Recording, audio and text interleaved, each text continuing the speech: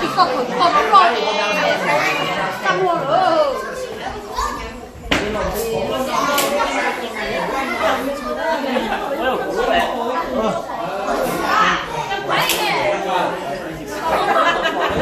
ta một là cái này tới kho tức là cái là cái chít nó mà như này cái với mình sẽ nó phải rồi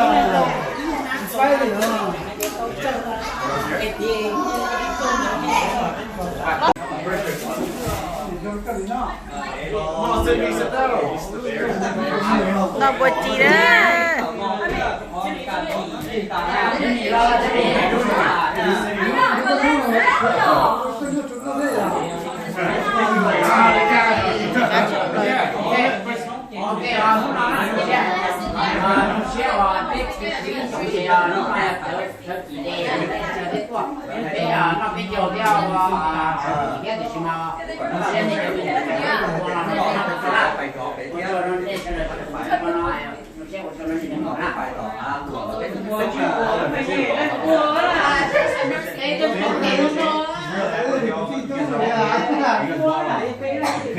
He wasn't expecting that.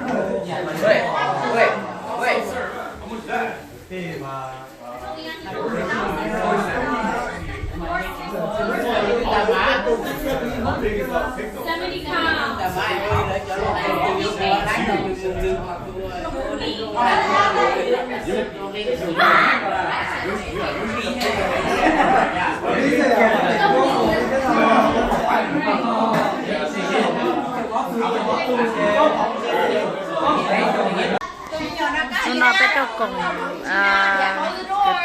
tin nào mỏ đó bên nào mỏ mang lại biết sẽ nó cho tôi làm ngồi rau thả bể qua xí rồi thế na nhớ cho họ thì nó là lúc trẻ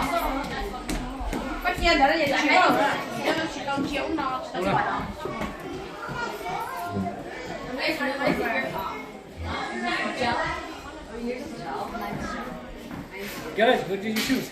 I think lại đâu holy shit did you guys get Goosebumps? I got còn béo chứ mà keep going Again and over and over and over? Wait, no, wait. maybe stand it in the beaker